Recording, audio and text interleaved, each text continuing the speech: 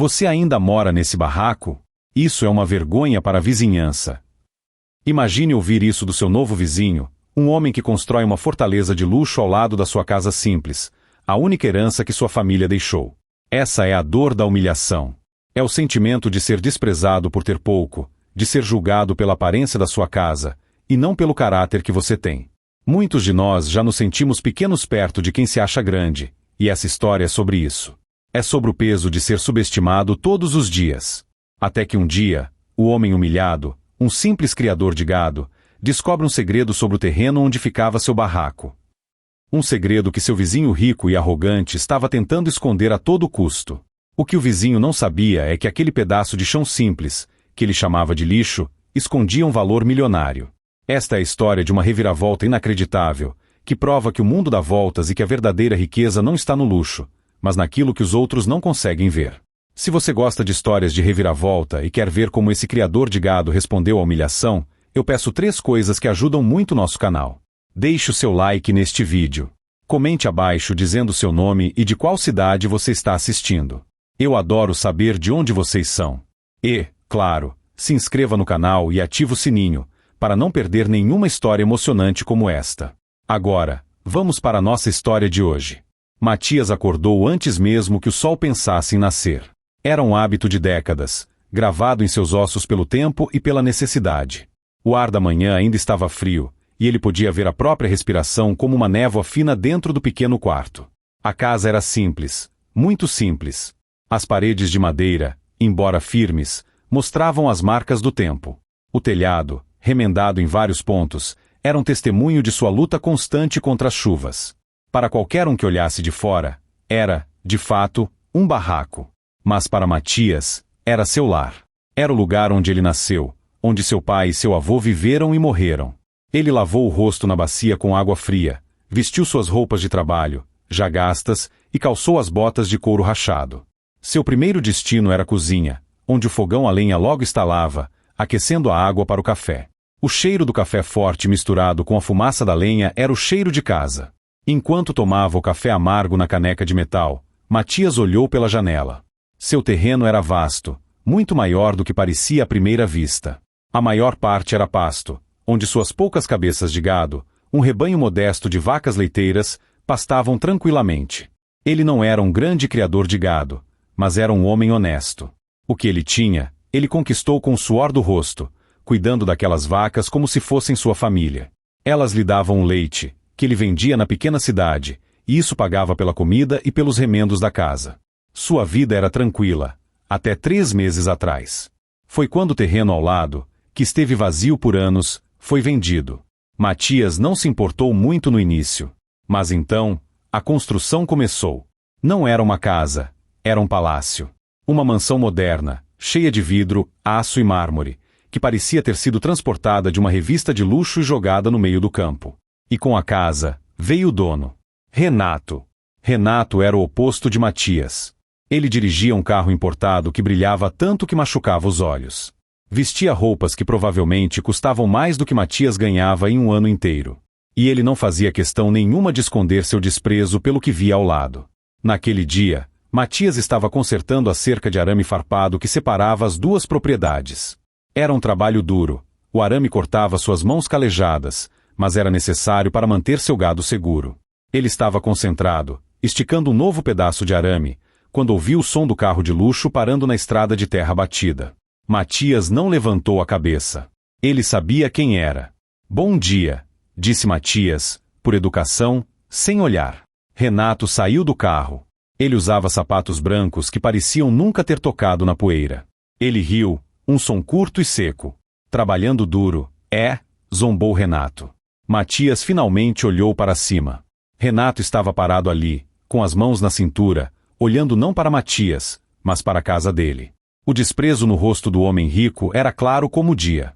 Sempre, respondeu Matias, voltando ao seu arame. Renato deu alguns passos mais perto, parando a uma distância segura para não sujar os sapatos. Eu estive pensando. Essa sua construção, disse Renato, escolhendo a palavra com nojo. Ela realmente estraga a vista da minha varanda. Meus convidados vêm da cidade grande e perguntam se isso é algum tipo de favela. Matias parou de trabalhar. Seu coração começou a bater um pouco mais forte, mas ele manteve o rosto calmo. Ele aprendeu com seu pai a não mostrar raiva, a engolir o orgulho. É a minha casa, senhor Renato. Foi do meu pai. Renato riu de novo, como se Matias tivesse contado a piada mais engraçada do mundo. Ele apontou diretamente para a casa de madeira. Você ainda mora nesse barraco, disse ele, em voz alta. Com tanta terra em volta. Isso é uma vergonha para a vizinhança. É um desserviço para o progresso. Estamos em um bairro que está crescendo, se valorizando. Pelo menos pinte essa coisa, ou melhor, derrube de uma vez. A humilhação foi como um soco no estômago de Matias. Cada palavra. Barraco. Vergonha. Derrube. Ele sentiu o sangue subir ao rosto, mas respirou fundo. Ele olhou para suas mãos, para a terra sob suas botas. Esta terra era tudo o que ele tinha. Eu gosto da minha casa, disse Matias, com a voz firme, mas baixa.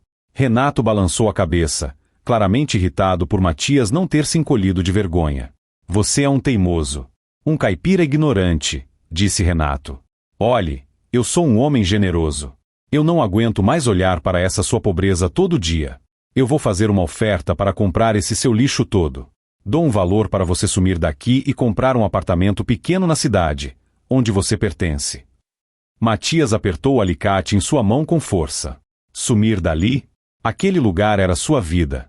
Meu terreno não está à venda, disse Matias. Renato sorriu, um sorriso que não alcançou os olhos. Era um sorriso de predador. Tudo está à venda, meu caro. Você só não sabe o seu preço ainda, disse ele.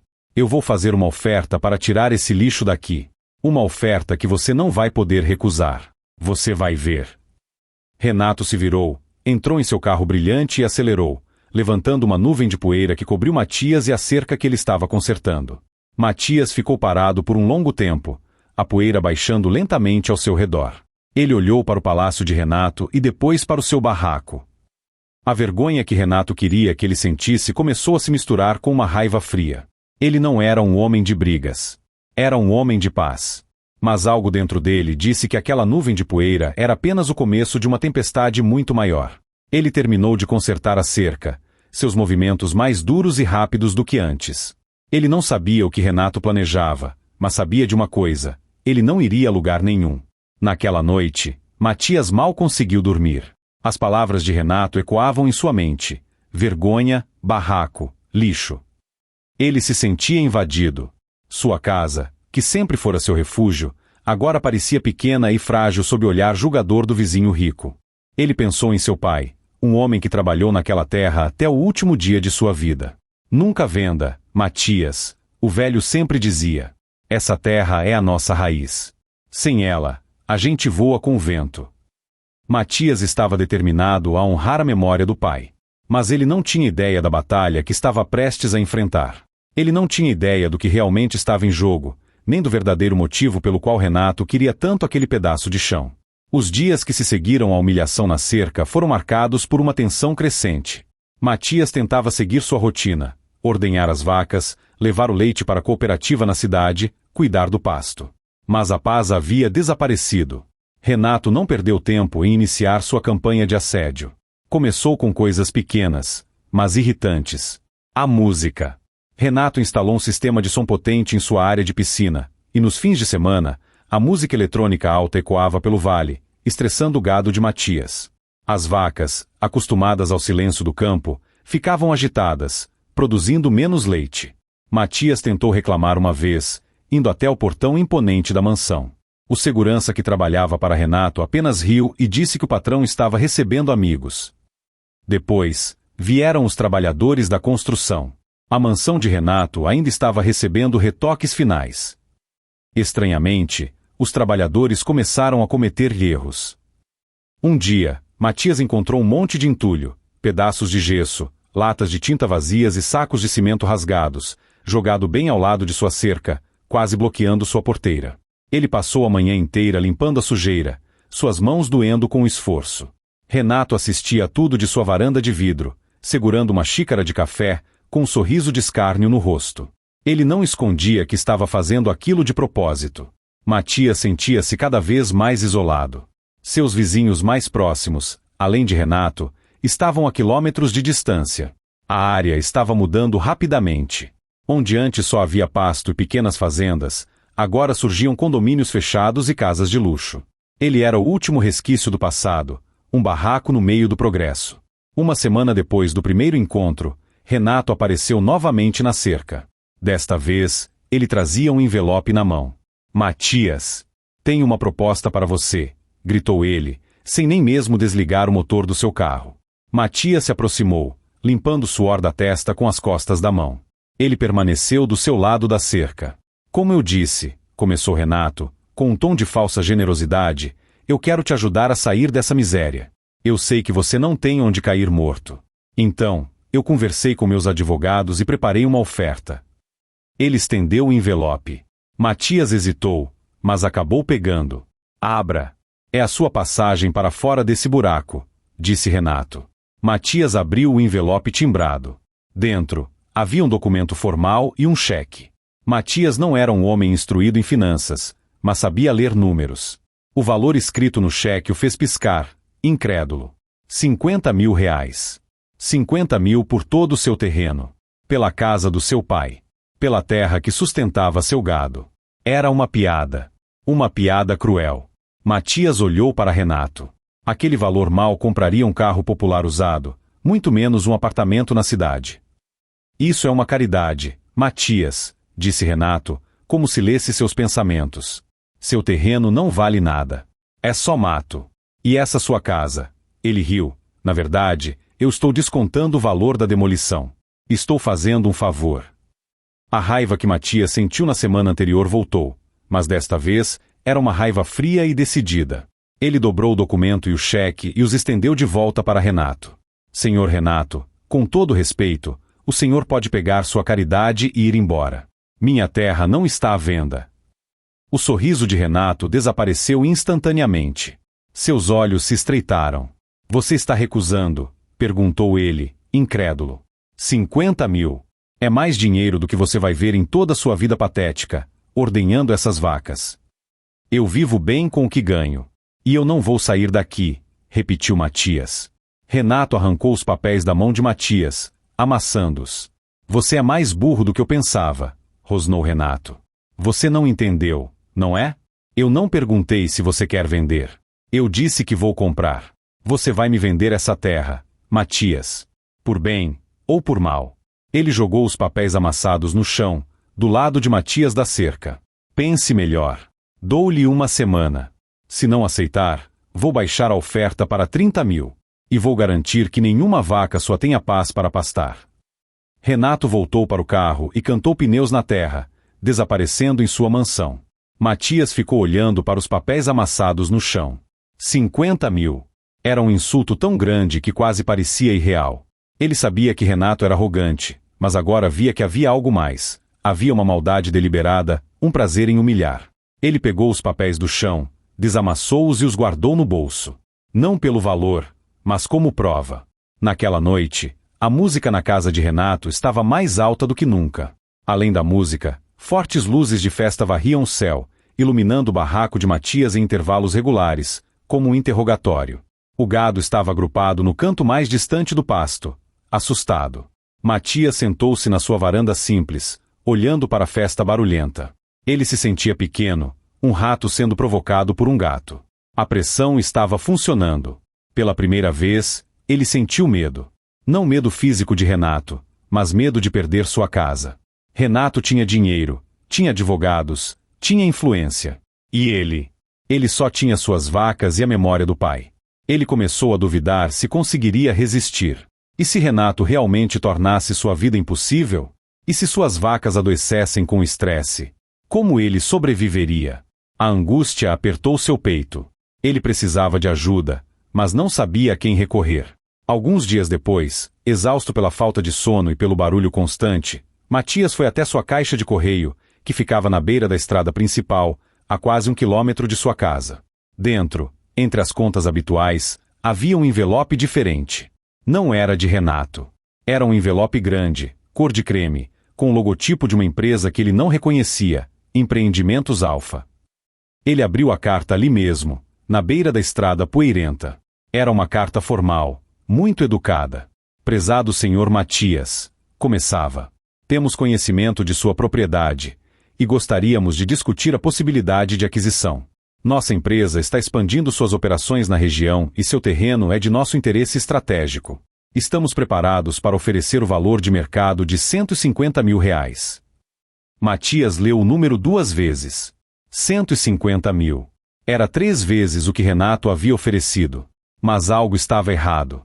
O tom da carta era profissional, mas o valor ainda parecia baixo para uma empresa grande. E que coincidência!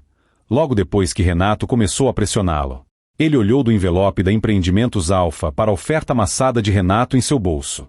Ele não era um homem instruído, mas não era tolo. Ele percebeu que não estava mais lutando apenas contra um vizinho arrogante. Havia algo muito maior acontecendo. E ele estava bem no meio disso. Matias dobrou a nova carta. Ele não ia responder. Não ainda. Ele tinha a sensação de que estava andando em um campo minado, e qualquer passo em falso poderia ser o seu fim. As 2 ofertas, uma insultuosa e a outra suspeita, deixaram Matias em um estado de profunda ansiedade.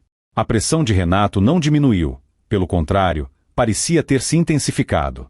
Certa manhã, Matias acordou e encontrou parte de sua cerca deliberadamente cortada. 2 de suas melhores vacas leiteiras haviam vagado para a estrada.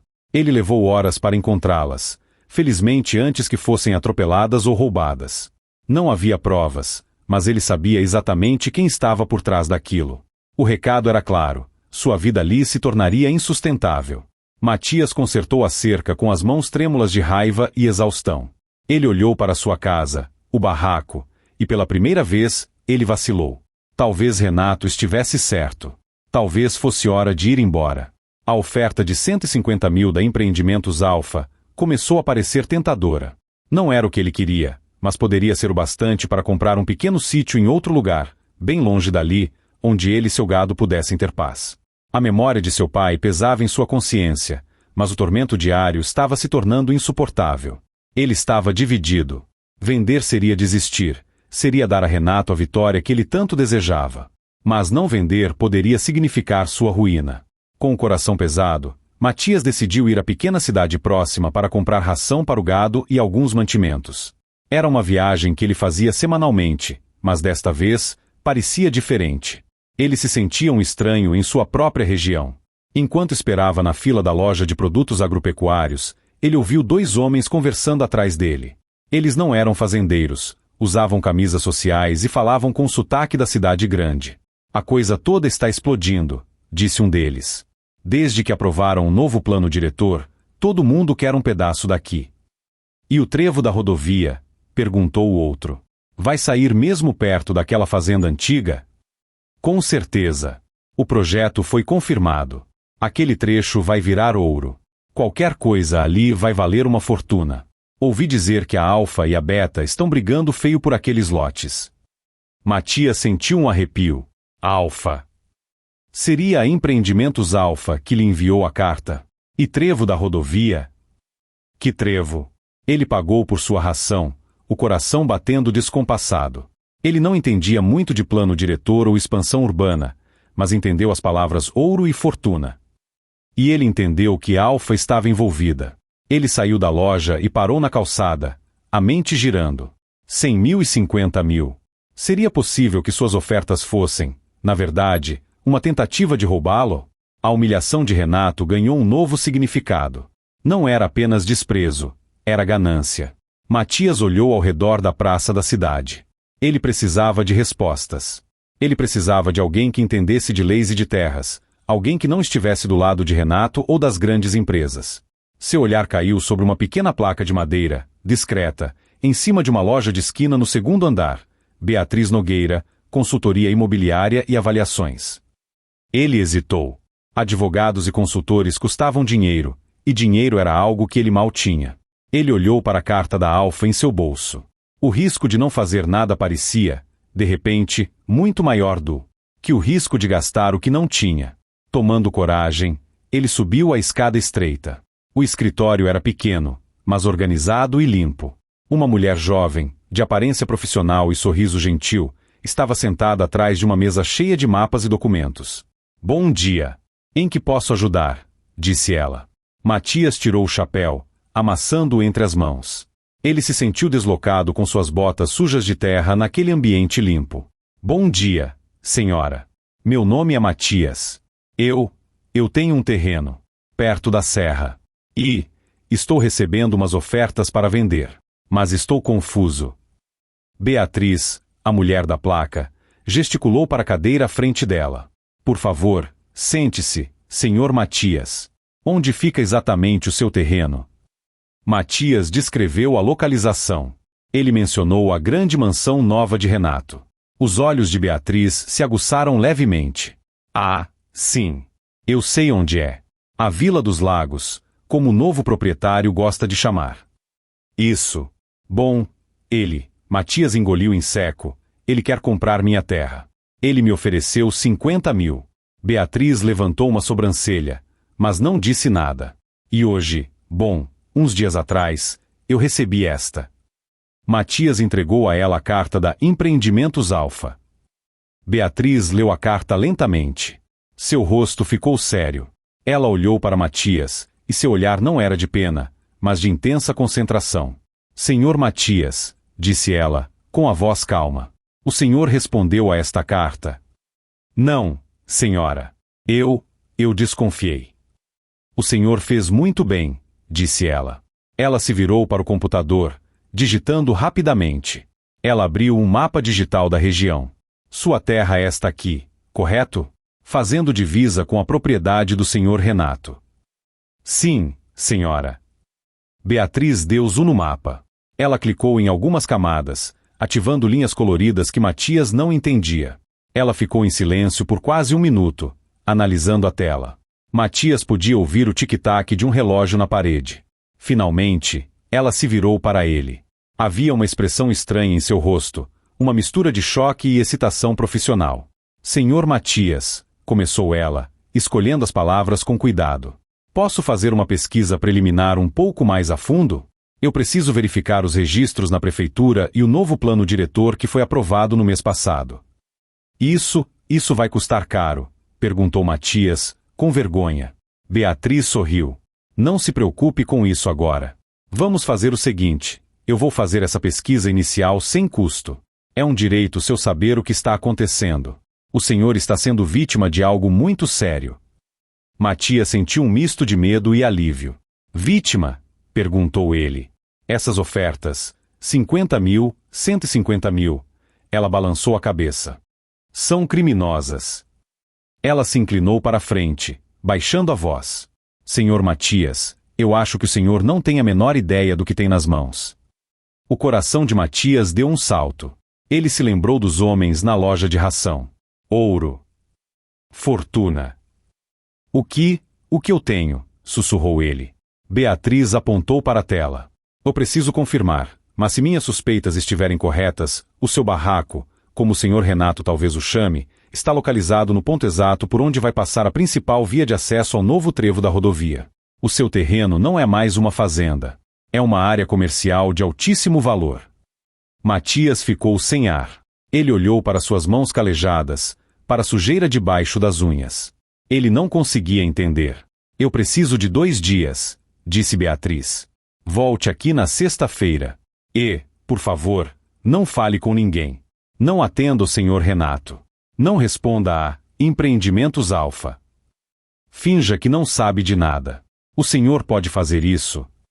Matias, ainda atordoado, apenas balançou a cabeça positivamente. Ele saiu do escritório de Beatriz, sentindo-se como se estivesse flutuando. O mundo que ele conhecia, o mundo simples de vacas e cercas, havia acabado de virar de cabeça para baixo. Os 2 dias seguintes foram os mais longos da vida de Matias. A tortura psicológica de Renato continuou. Uma noite, alguém soltou fogos de artifício perto de seu estábulo, assustando o gado a ponto de uma das vacas se machucar levemente na cerca. Matias sentiu seu sangue ferver. A vontade de ir até a mansão e confrontar Renato era quase incontrolável. Mas as palavras de Beatriz ecoavam em sua mente. Não fale com ninguém. Finja que não sabe de nada. Ele engoliu a raiva, cuidou da vaca ferida e esperou. Na sexta-feira, ele chegou ao escritório de Beatriz pontualmente. Ele mal havia dormido. Estava ansioso, com medo de que suas esperanças fossem infundadas, e ao mesmo tempo, com medo do que descobriria. Beatriz o recebeu imediatamente. Ela não estava sorrindo como da primeira vez. Seu rosto estava sério, profissional. Sobre a mesa, havia uma pasta grossa. Sente-se, Matias.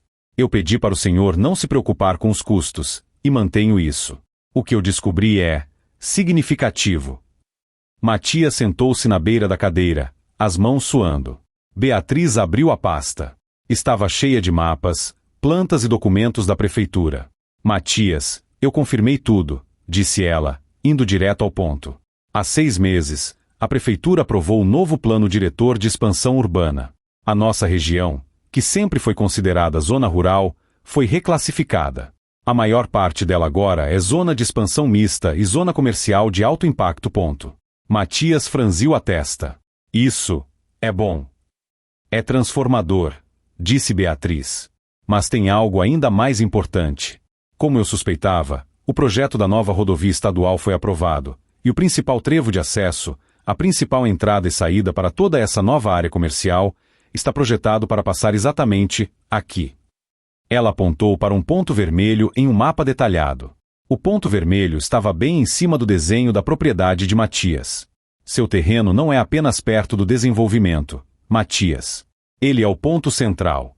Sem o seu terreno, o acesso principal ao novo bairro de luxo e ao futuro shopping center que a Empreendimentos Alfa quer construir fica inviabilizado.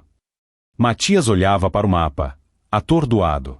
O barraco onde ele morava estava bem no centro do X.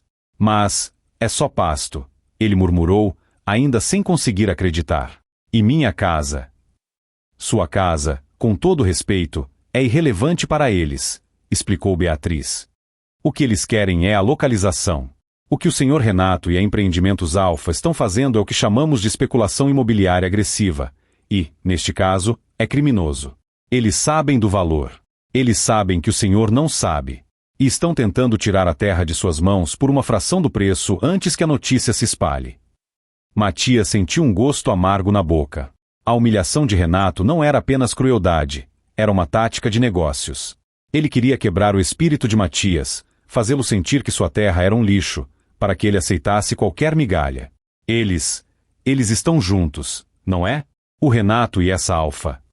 Eu não tenho provas concretas ainda, mas é quase certo, disse Beatriz.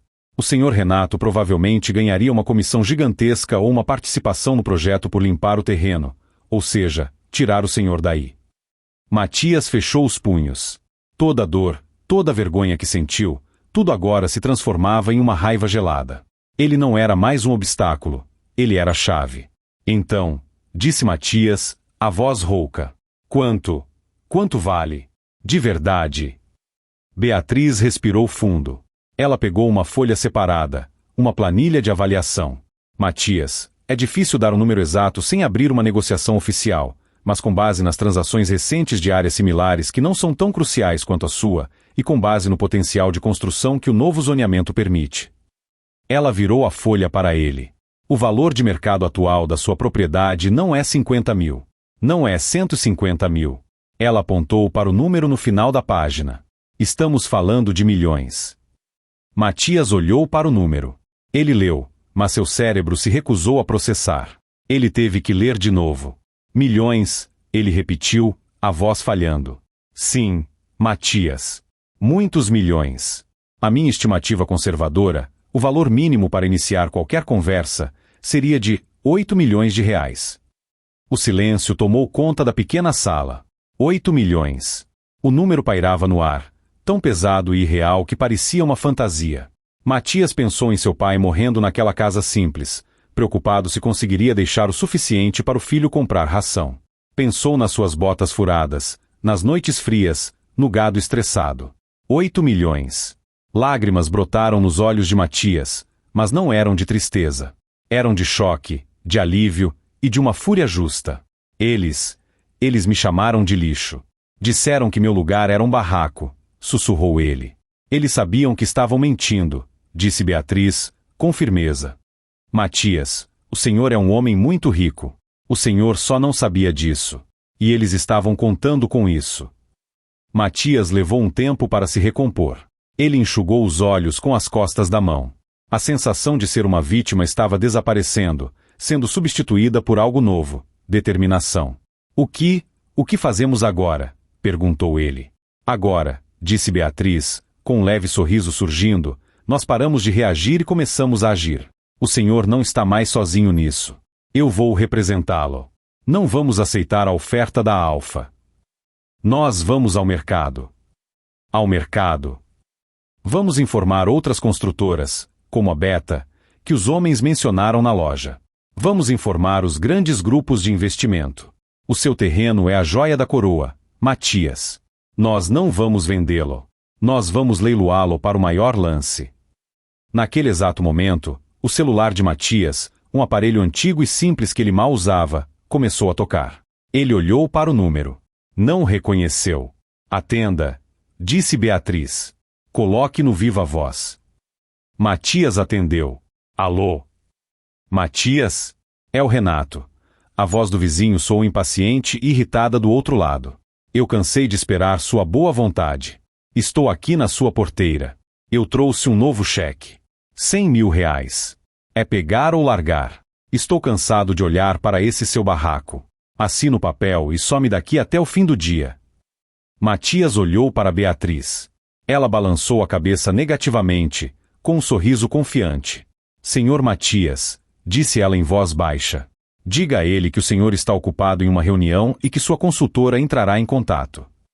Matias respirou fundo, sentindo um poder que nunca soube que tinha. Senhor Renato, disse Matias, e sua voz saiu surpreendentemente firme. Eu não posso falar agora. Estou em uma reunião com a minha consultora. Ela vai entrar em contato com o senhor para discutir o assunto. Houve um silêncio chocado do outro lado da linha. Consultora? Que diabos de consultora um caipira como você tem? Gaguejou Renato. Tenha um bom dia, senhor Renato. Matias desligou o telefone. Pela primeira vez em sua vida, ele desligou o telefone na cara de alguém. E, ele tinha que admitir, a sensação foi muito boa. A reação de Renato ao telefone foi apenas o começo. A notícia de que Matias, o caipira do barraco, agora tinha uma consultora se espalhou como fogo entre os interessados. A impaciência de Renato se transformou em fúria. Ele não esperou que Beatriz ligasse. Meia hora depois, ele estava batendo no portão de Matias, não com carro, mas a pé, o rosto vermelho de raiva. Matias tinha acabado de chegar do escritório de Beatriz, ainda processando a revelação dos 8 milhões. Ele estava no curral, tratando da vaca que havia se machucado. Matias! Gritou Renato, do outro lado da cerca. Que história é essa de consultora? Você está se achando muito esperto, não é? Andou falando com quem? Matias caminhou lentamente até a cerca. Ele parou a alguns metros de distância, mantendo a cerca entre eles. A diferença era que, desta vez, Matias não sentia mais medo nem vergonha. Ele sentia pena. Boa tarde, senhor Renato. Não me venha com boa tarde. Quem é essa mulher? O que ela te disse? Ela está tentando te extorquir, seu idiota. Ela viu um matuto com um pedaço de terra e quer tirar vantagem.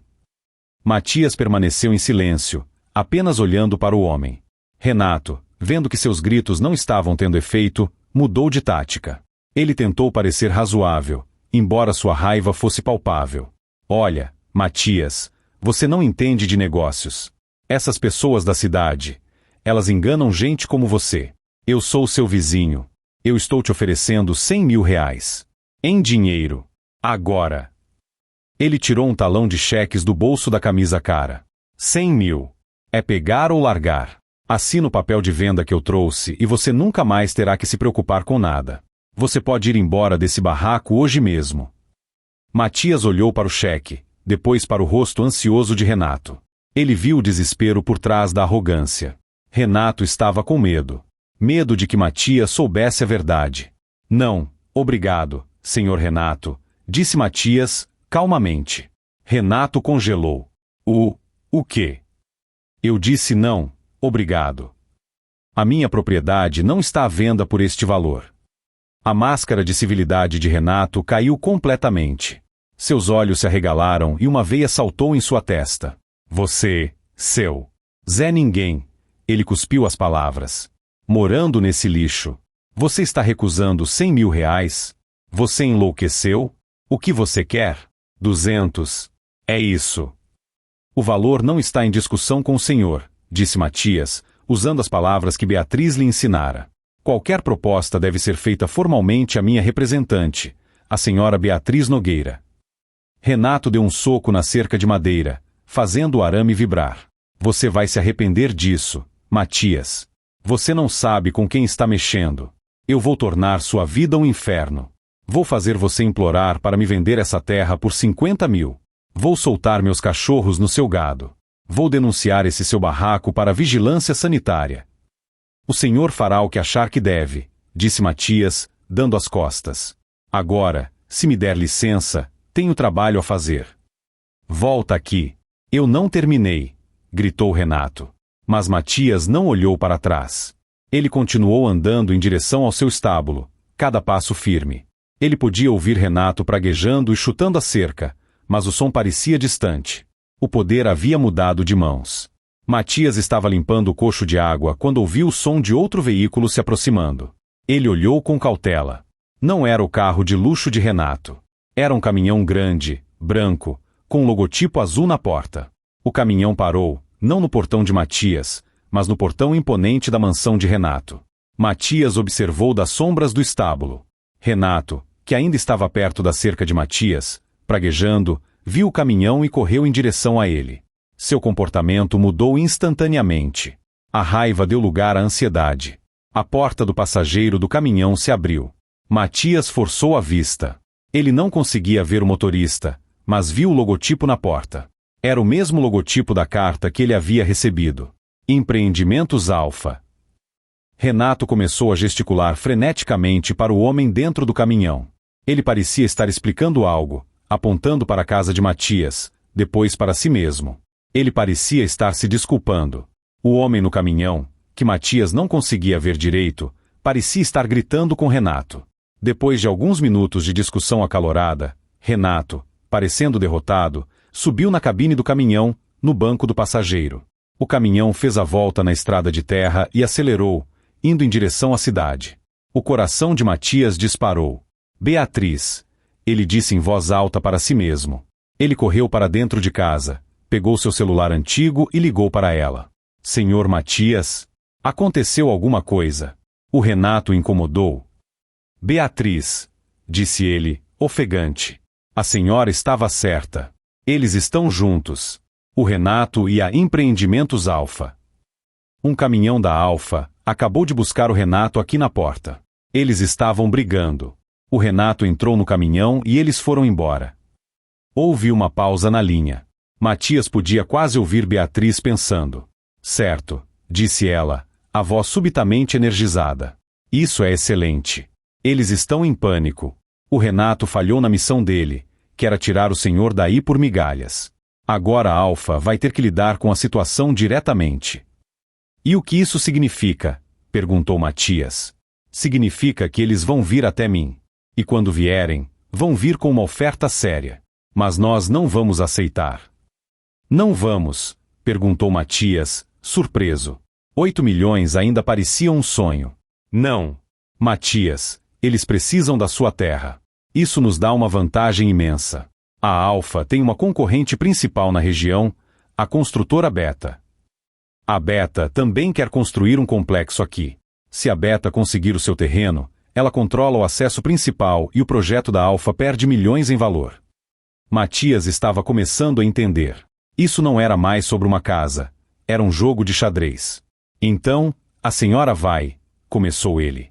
Eu vou ligar para a construtora Beta agora mesmo, disse Beatriz, antecipando sua pergunta.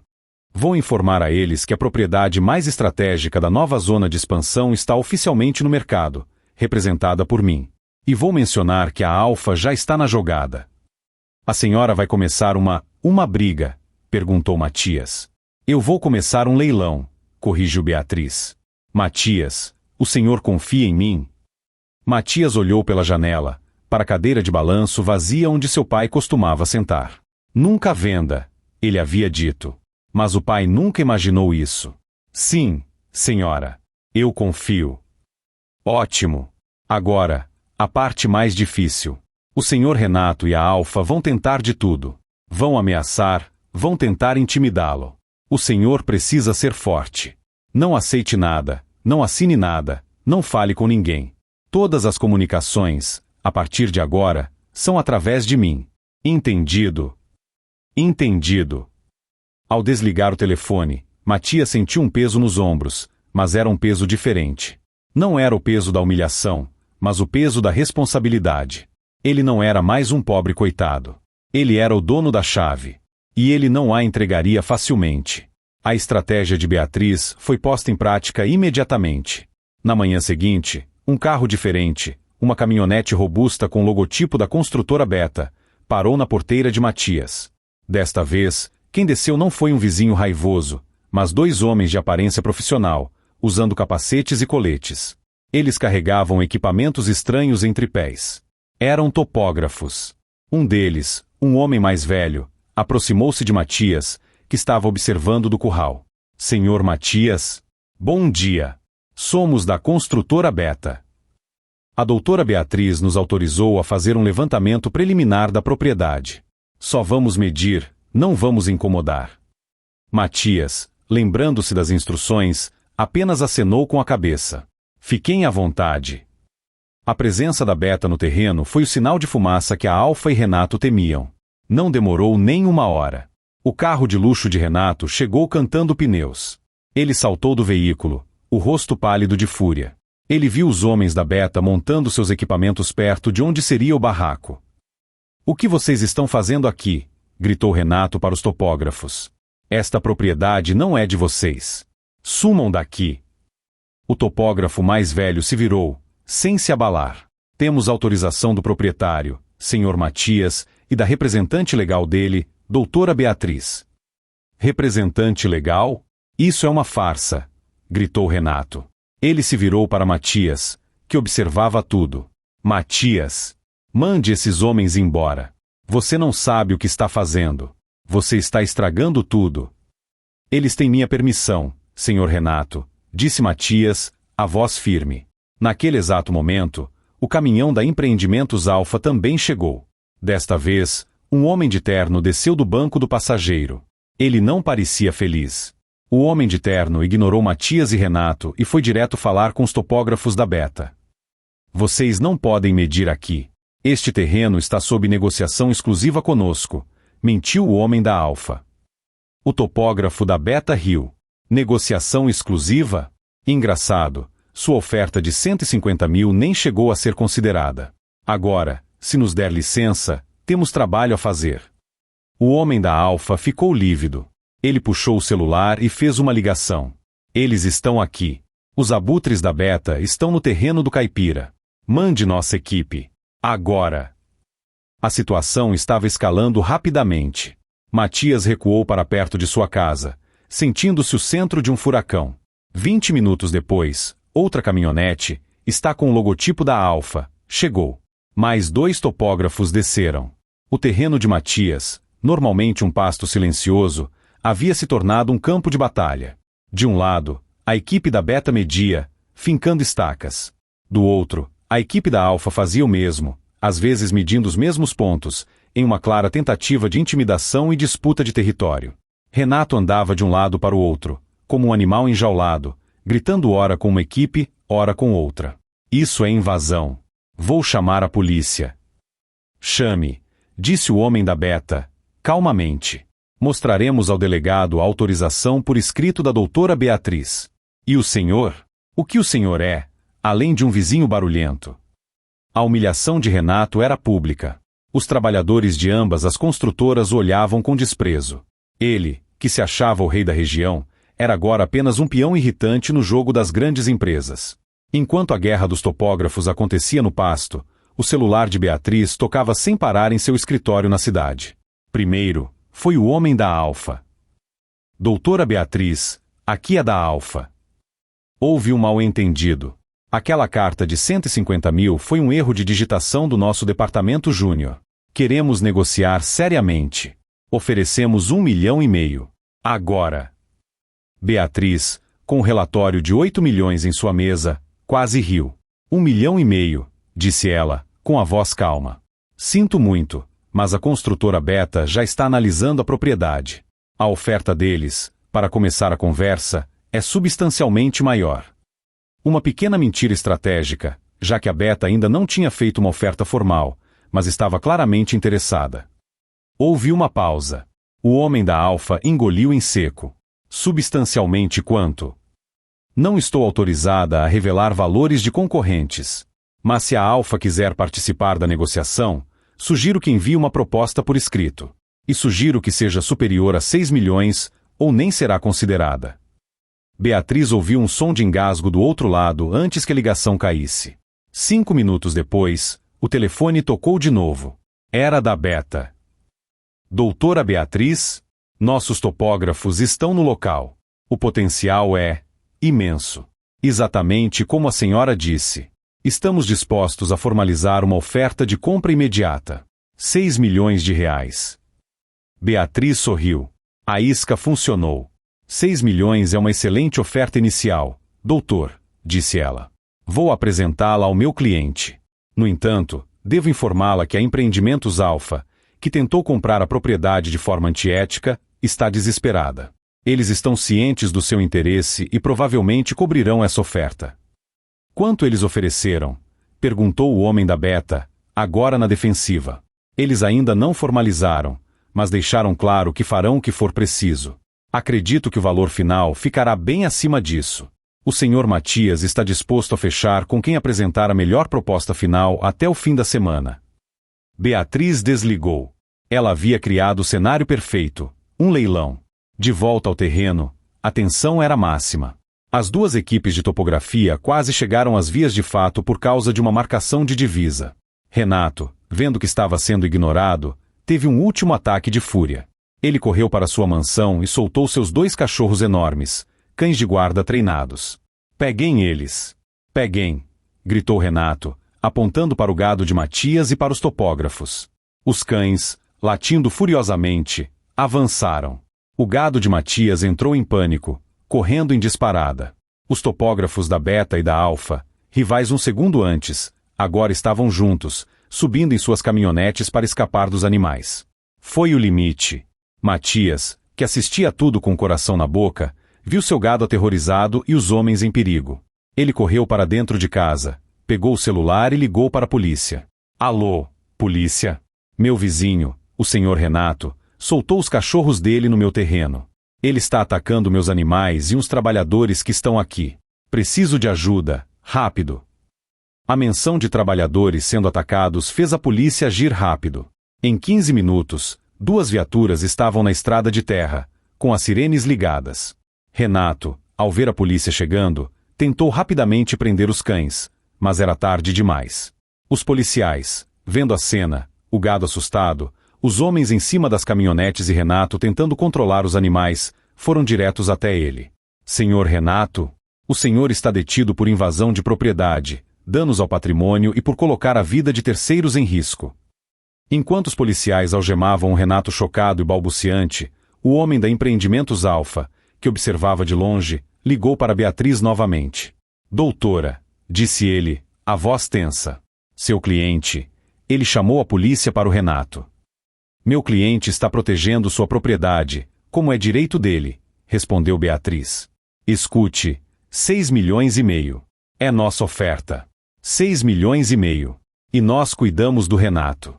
Nós o tiramos daí. Ele nunca mais vai incomodar o senhor Matias. É uma garantia. Beatriz olhou para o número que anotou, 6 milhões reais da Beta. E agora 6 milhões 500 mil reais da Alfa. Agradeço a oferta, disse Beatriz. Está ficando interessante. Vou aguardar a proposta final da Beta antes de tomar uma decisão. O senhor tem até amanhã ao meio-dia. Ela desligou. A guerra estava longe de acabar.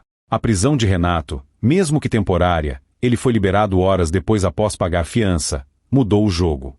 A Empreendimentos Alfa percebeu que seu peão local, o homem que deveria facilitar a aquisição, havia se tornado um problema grave. Ele não só falhou em conseguir a terra, como agora havia atraído a polícia e exposto a disputa. A construtora Beta viu nisso uma oportunidade.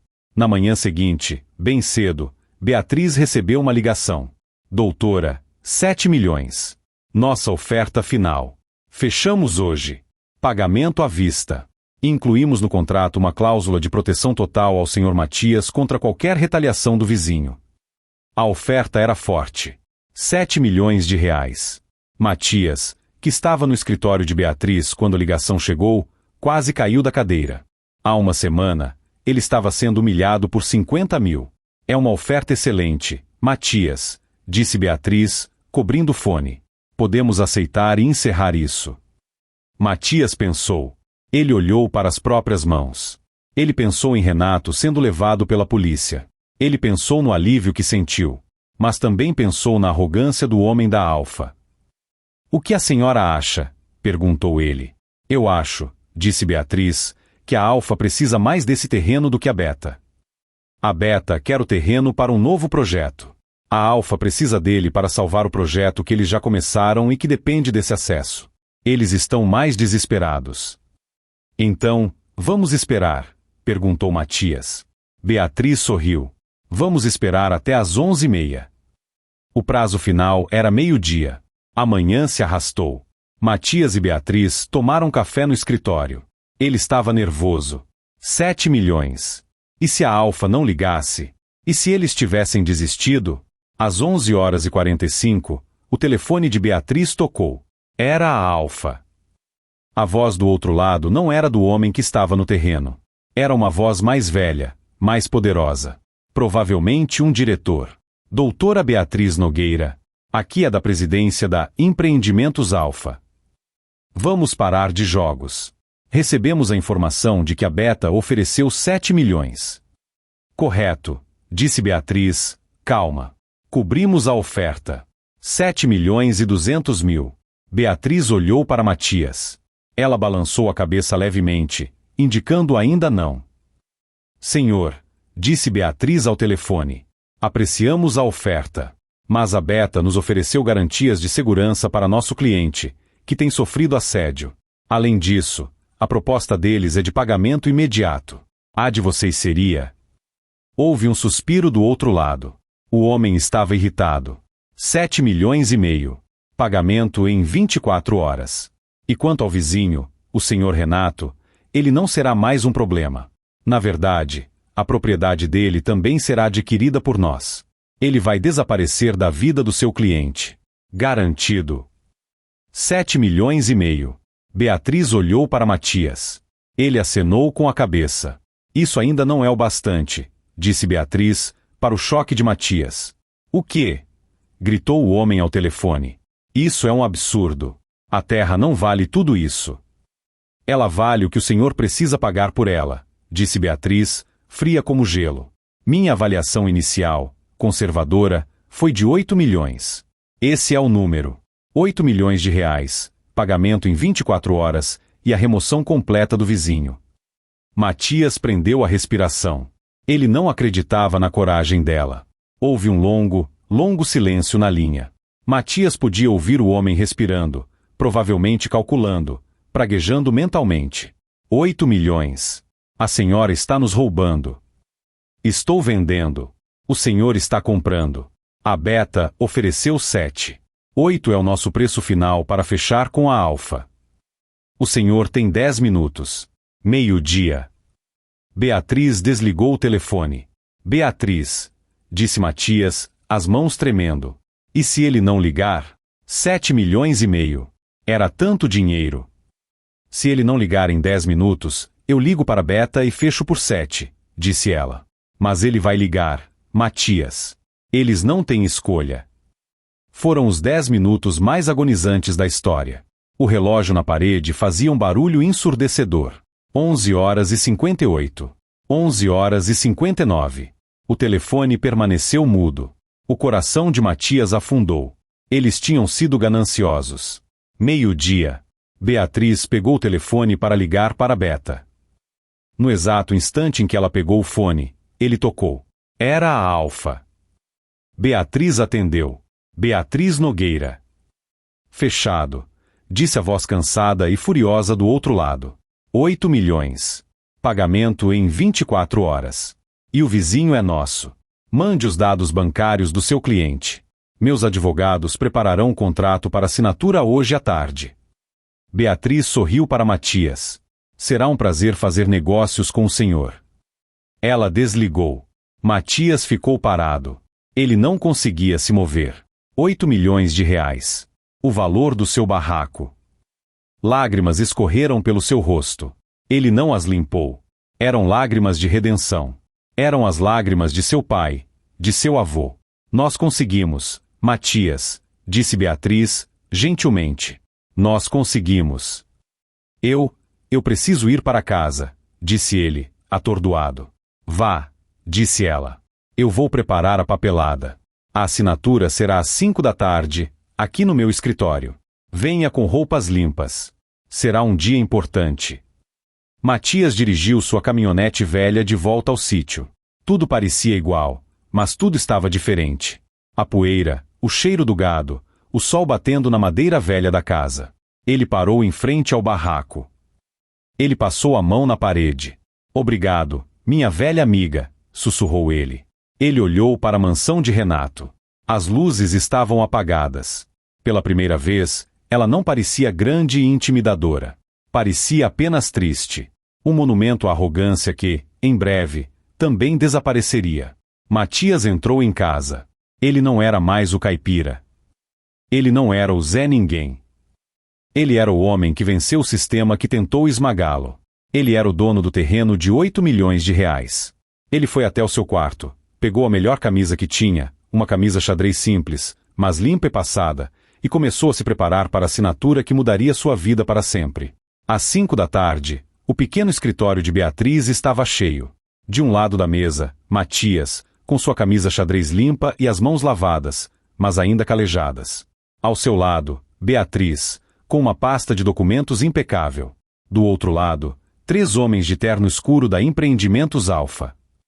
Seus rostos eram máscaras de profissionalismo, mas seus olhos mostravam a irritação por terem sido forçados a pagar o preço total. O diretor que falou com Beatriz ao telefone estava presente.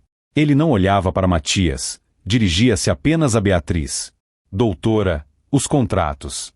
Estão como combinamos? Exatamente, disse Beatriz. Cláusula 3.1, valor total de 8 milhões de reais.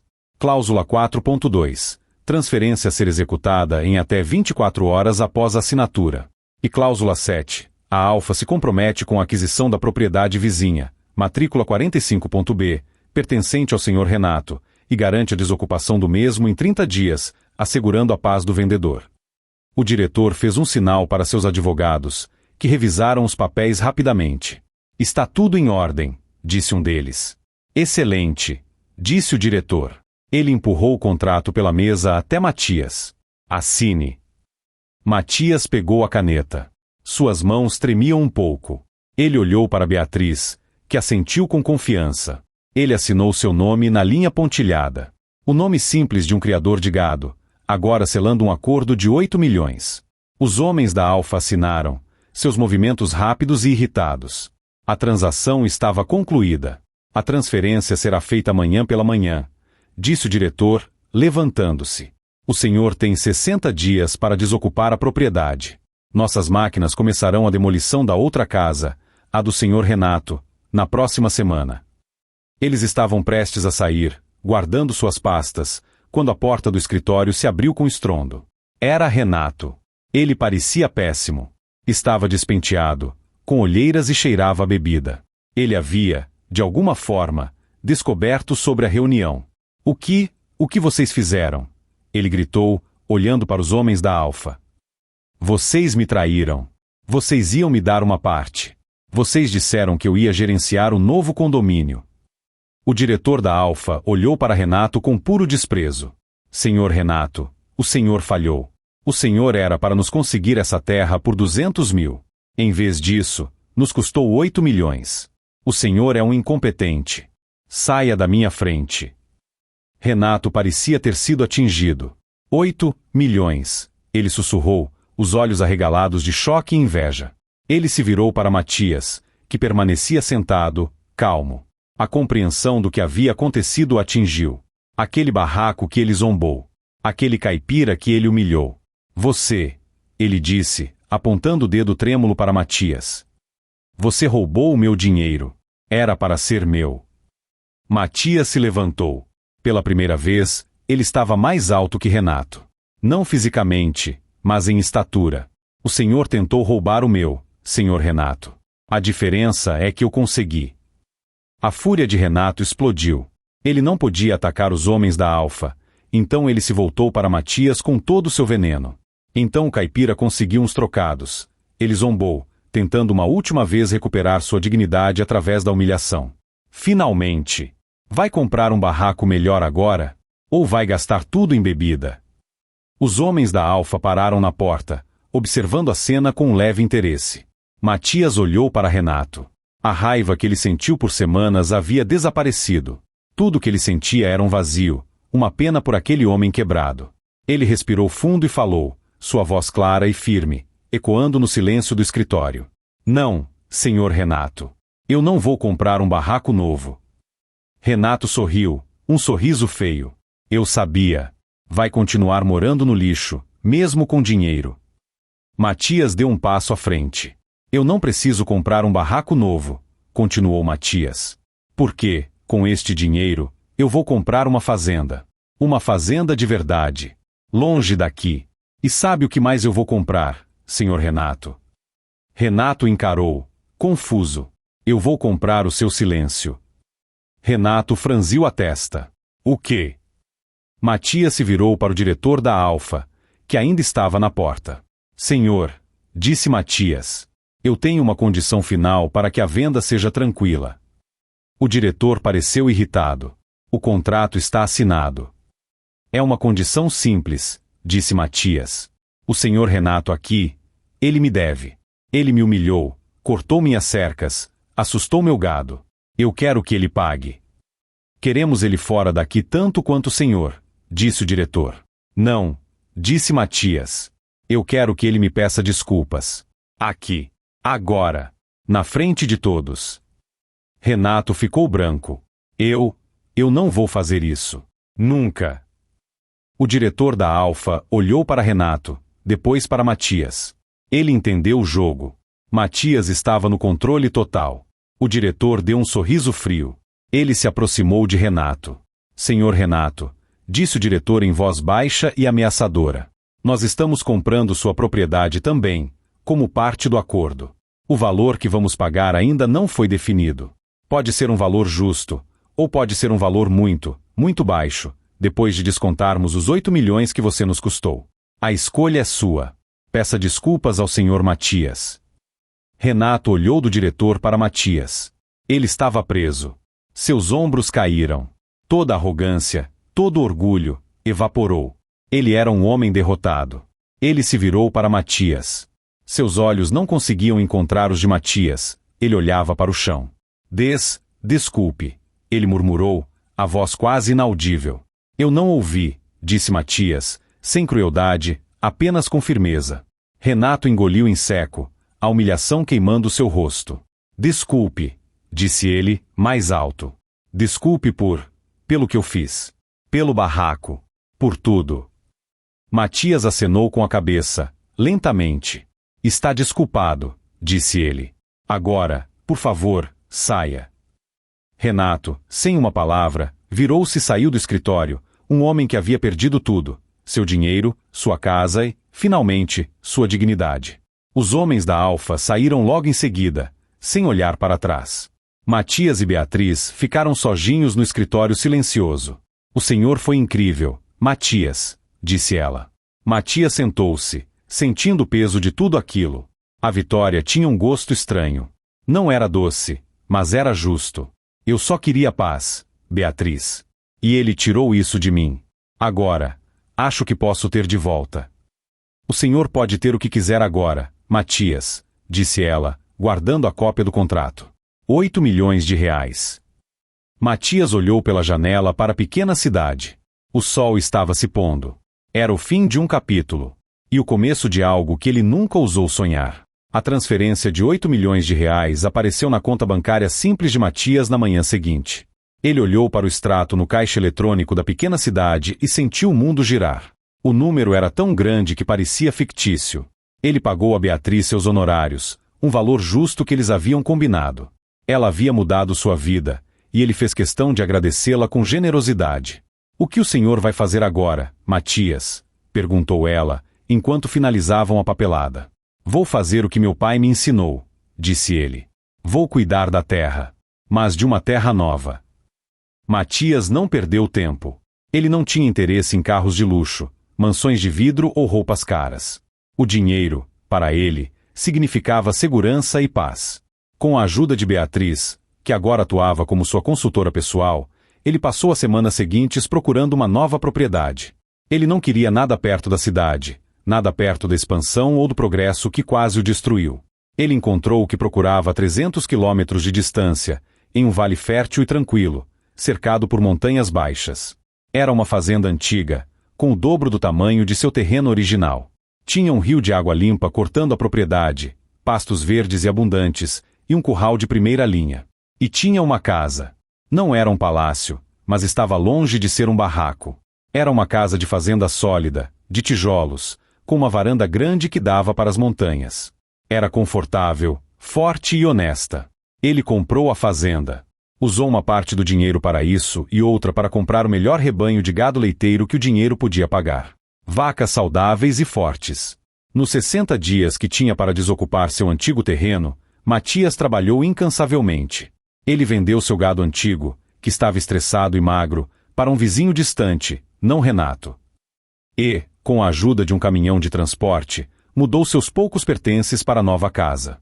No último dia, ele caminhou pelo terreno vazio. O barraco ainda estava de pé, silencioso. As máquinas da Empreendimentos Alfa já roncavam ao longe. Elas estavam ocupadas no terreno ao lado. A mansão de Renato, o palácio de vidro, estava sendo demolida. Matias observou por um momento. A estrutura que parecia tão imponente agora era apenas entulho. Ele soube por Beatriz que Renato havia sido forçado pela Alfa a vender sua casa por um valor muito abaixo do mercado, para cobrir parte do prejuízo que ele causou. Ele saiu da região humilhado, devendo dinheiro à construtora. Ele desapareceu. Matias não sentiu alegria ao ver a casa de Renato cair. Ele sentiu apenas o fim. Ele entrou em sua caminhonete velha. Ele decidiu não trocá-la, pois ainda funcionava bem, e dirigiu para longe. Ele não olhou para trás. A vida na nova fazenda era tudo o que ele sempre quis, mas nunca soube que poderia ter. Ele acordava com o som dos pássaros, não de música alta. Ele ordenhava suas novas vacas, que pastavam felizes no pasto verdejante. A casa era quente no inverno e fresca no verão. Ele contratou um casal de caseiros para ajudá-lo, pessoas simples e trabalhadoras que o tratavam com respeito. Ele não era mais o Matias do barraco. Ele era o Senhor Matias, o dono da fazenda Água Limpa. Mas o dinheiro não mudou quem ele era. Ele continuava usando suas roupas de trabalho, continuava consertando suas próprias cercas, embora agora com ferramentas novas, e continuava tomando seu café amargo na varanda ao nascer do sol. Ele era o mesmo homem, mas o mundo ao seu redor era diferente. O mundo agora era gentil. Cerca de um ano depois de sua mudança, Matias estava na cidade próxima à sua nova fazenda, comprando sementes. Ele viu um noticiário na televisão da loja. A reportagem mostrava a inauguração do novo complexo comercial Alfa, exatamente onde ficava seu antigo terreno. Onde antes havia seu barraco, agora havia um estacionamento gigantesco. Onde Renato zombava dele, agora havia a entrada de um shopping. Matias olhou para aquilo sem nostalgia, sem raiva. Parecia outra vida. Ele pensou em Beatriz. Ela havia feito tanto por ele. Ele decidiu que precisava fazer algo com o restante do dinheiro, algo que seu pai teria se orgulhado. Matias pegou o telefone e ligou para ela. Beatriz? É o Matias. Como a senhora está? Matias. Que surpresa boa. Como vai a vida na fazenda? Vai tranquila, graças a Deus. E graças à senhora. Beatriz, eu estava pensando. Eu tenho muito dinheiro guardado. Mais do que eu jamais vou precisar. E eu queria ajudar. Ajudar como, Matias? Eu queria que ninguém passasse pelo que eu passei. Pela humilhação, pelo medo. Por quase ser roubado por não saber o valor do que eu tinha. Beatriz sorriu do outro lado da linha. O que o senhor tem em mente? Eu quero criar uma fundação, disse Matias. Na sua cidade, na nossa antiga cidade. Uma fundação pequena, em nome do meu pai. Para dar ajuda jurídica de graça para pequenos fazendeiros, para gente simples. Para avaliar suas terras, para ler seus contratos, para que nenhuma empresa grande ou vizinho rico possa enganá-los. Houve um silêncio emocionado do outro lado. Matias, disse Beatriz, a voz embargada. Essa é a ideia mais nobre que eu já ouvi. A senhora aceitaria administrar essa fundação para mim? Perguntou ele. Será a maior honra da minha vida, respondeu ela. Matias desligou o telefone, sentindo uma paz que nem os 8 milhões haviam lhe dado. Ele olhou para suas montanhas, para seu gado gordo. Ele havia sido humilhado por morar em um barraco, mas no fim, foi aquele barraco que lhe deu a chance de construir um legado. Aquele terreno não lhe deu apenas riqueza, deu-lhe justiça. E agora, ele usaria essa justiça para proteger outros como ele. Os anos se passaram. Matias envelheceu, mas com a dignidade que a segurança financeira proporciona. Sua fazenda, a Água Limpa, tornou-se uma das mais prósperas da região, não a maior, mas a mais bem cuidada. Ele nunca se casou, nem teve filhos, mas o casal de caseiros que ele contratou teve filhos e netos, e todos cresceram na fazenda, tratando Matias como um avô. A casa estava sempre cheia de vida. Ele nunca mais viu Renato. O homem havia se tornado uma história de advertência na antiga região, um fantasma de arrogância que subiu rápido demais e caiu de forma ainda mais espetacular. Mas a maior mudança não aconteceu na vida de Matias, e sim na pequena cidade que ele deixou para trás. A Fundação Matias e Filho, administrada com mão de ferro e coração de ouro por Beatriz, tornou-se uma instituição. O pequeno escritório no segundo andar se mudou para um prédio próprio, com uma equipe de jovens advogados e avaliadores. A placa na porta dizia, para que nenhum homem do campo seja enganado em sua própria terra. Beatriz se especializou em lutar contra gigantes. Quando uma nova empresa de mineração tentou comprar terras de agricultores idosos por valores baixos, a fundação interveio. Quando um político local tentou mudar o zoneamento para beneficiar um amigo, a fundação denunciou. Matias visitava a fundação 2 vezes por ano. Ele chegava em sua caminhonete velha, que ele se recusava a trocar. Sentava-se na sala de reuniões, ouvindo os relatórios de Beatriz. Ele via os rostos das pessoas que haviam sido ajudadas, famílias que mantiveram suas terras, idosos que conseguiram se aposentar com dignidade após venderem suas propriedades pelo preço justo. Em uma dessas visitas, um jovem jornalista de um jornal regional quis entrevistá-lo. Matias raramente falava com a imprensa, mas Beatriz insistiu que era importante. O jornalista sentou-se com Matias na varanda da sede da fundação. Senhor Matias, disse o jovem, o senhor é uma lenda por aqui. O homem que transformou o senhor sabe, um barraco, em um império de 8 milhões. O que o senhor sentiu naquele dia? Matias olhou para o horizonte. Ele não via mais o shopping ou o estacionamento. Ele via a terra como ela era. Eu não transformei nada, meu filho, disse Matias, com sua voz calma e envelhecida. O valor sempre esteve lá. Eu só não sabia. As pessoas, elas olhavam para minha casa, para as minhas roupas, e me davam o valor que elas viam por fora. Elas me chamavam de pobre, de caipira. E o que o senhor é, então? Matias sorriu, um sorriso genuíno que iluminou suas rugas. Eu sou um criador de gado. O jornalista pareceu um pouco decepcionado com a resposta simples. Mas, e o dinheiro? Os 8 milhões? Não mudou quem o senhor é. Matias pensou por um momento. O dinheiro não muda quem você é. Ele só amplifica. Se você é bom, você faz mais coisas boas. Se você é ruim, como meu antigo vizinho, você só se torna mais arrogante. Ele se inclinou para a frente, e o jornalista prestou atenção. O que mudou não foi o dinheiro. Foi a descoberta. Aquele dia, no escritório da Beatriz, eu não descobri que estava rico. Eu descobri que eu não era louco. Eu descobri que meu pai estava certo. Que a nossa terra tinha valor, mesmo que ninguém mais visse. E o seu vizinho, o senhor Renato, o senhor o perdoou? Perguntou o jornalista. Matias olhou para as próprias mãos, agora manchadas pela idade, mas ainda fortes. Perdoar é uma palavra difícil. Eu não penso mais nele. Mas eu aprendi com ele. Aprendi que a pior pobreza não é morar num barraco. A pior pobreza é você precisar humilhar alguém para se sentir rico. A história de Matias foi publicada. Tornou-se um símbolo na região. O criador de gado que foi zombado por seu barraco, mas que provou que o valor real estava enterrado no chão que ele amava. Naquela noite, Matias estava em sua fazenda, a centenas de quilômetros de distância. Ele estava na varanda, em sua cadeira de balanço, tomando seu café. Ele olhou para seu gado saudável, para sua casa confortável, para as montanhas ao longe. Ele não tinha luxo, mas tinha tudo. A história não era sobre um barraco que valia milhões. Era sobre um homem que valia mais do que qualquer um jamais imaginou. E que, no final, usou seu valor não para construir muros mais altos, como Renato fez, mas para construir pontes para que outros pudessem atravessar seus próprios rios de dificuldade. E essa, ele sabia, era a única riqueza que importava.